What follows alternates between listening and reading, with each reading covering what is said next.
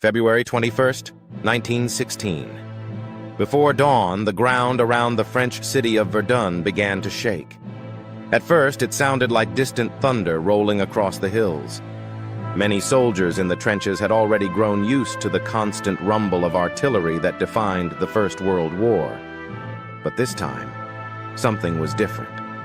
The thunder grew louder. Then suddenly the sky exploded.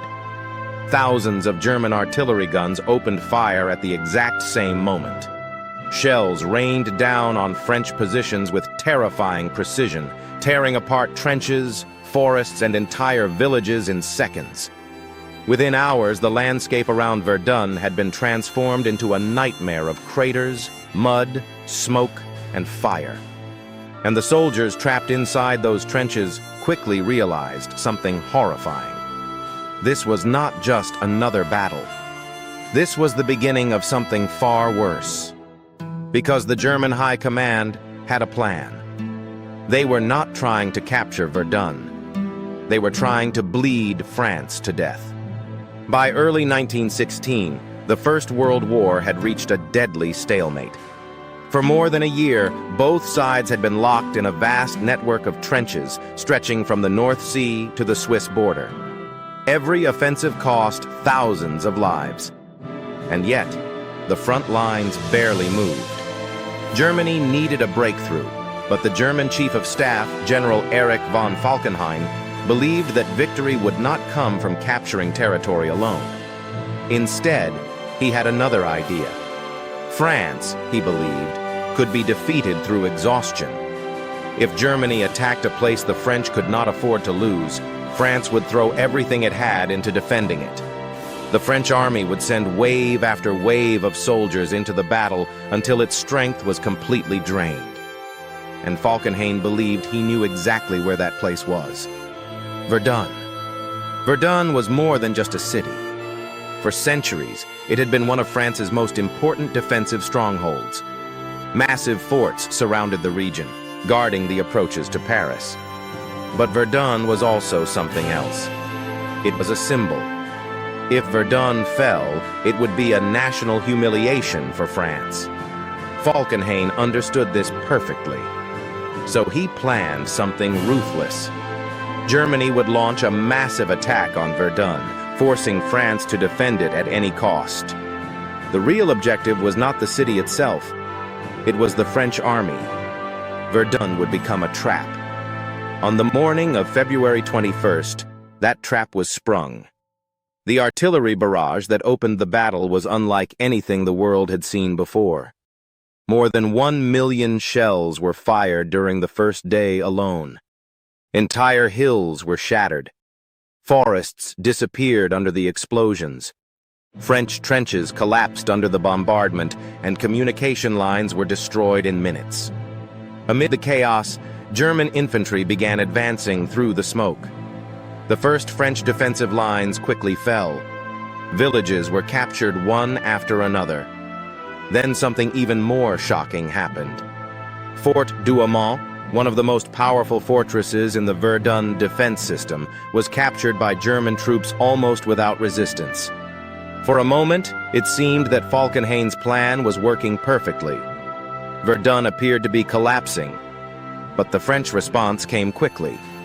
General Philippe Pétain was placed in command of the defense of Verdun, and he immediately understood what was at stake. If Verdun fell, the morale of France itself might collapse with it. So he gave a simple and powerful order. Verdun must hold. Reinforcements began arriving almost immediately.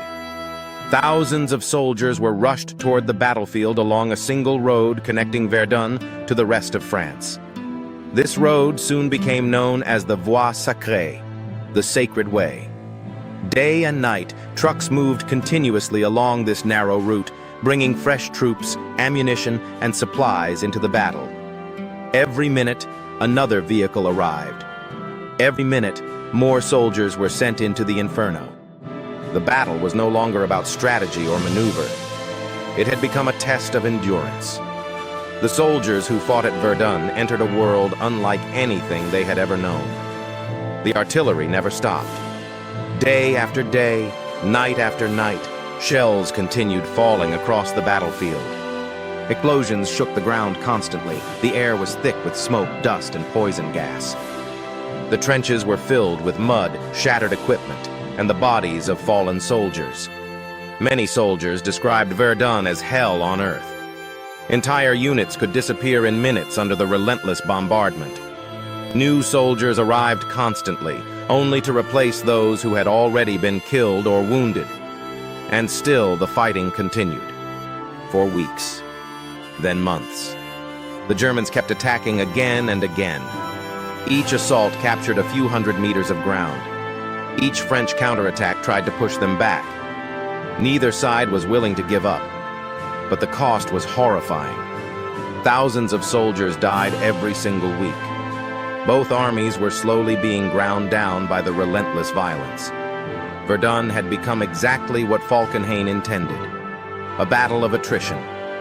A battle where victory would belong to the side that could survive the longest. But Falkenhayn had made one critical mistake. He believed France would collapse first. Instead, the French resistance only grew stronger. French soldiers began repeating a phrase that soon spread across the entire battlefield. Ils ne passeront pas. They shall not pass. The words became a symbol of defiance. Even as German forces continued their relentless attacks, the French line held. And slowly the momentum began to change. By the summer of 1916, Germany faced new pressure. On another front, the British and French had launched a massive offensive known as the Battle of the Somme. German forces could no longer focus entirely on Verdun. The attacks began to slow. Then eventually, they stopped. In the final months of 1916, the French launched their own counteroffensives. One by one, the positions that had been lost earlier in the year were recaptured. Fort Douaumont was retaken. German troops were pushed back. After 10 months of relentless fighting, the battle finally came to an end in December 1916. And yet, when the smoke cleared, the front lines were almost exactly where they had been before the battle began. Nothing had truly changed, except the cost. More than 300,000 soldiers had been killed. Nearly 700,000 had been wounded. Verdun had become one of the longest and most brutal battles in modern history. The land itself had been destroyed by the violence. Even today, parts of the battlefield remain too dangerous to enter, still filled with unexploded shells buried beneath the soil. Verdun did not end the First World War, but it changed the way people understood it. The battle proved that modern industrial warfare had become something terrifying. A machine capable of consuming entire generations of soldiers. And yet, despite the unimaginable suffering, Verdun also became something else, a symbol. For France, Verdun represented resistance, a moment when a nation refused to break, no matter the cost. Today, the forests around Verdun have grown back. The trenches are quiet, and the guns have long since fallen silent. But beneath the soil, the scars of the battle remain. A reminder of a moment in history when two nations fought not for victory, but simply to endure. Because at Verdun, the real question was never who would win. It was who could survive the longest.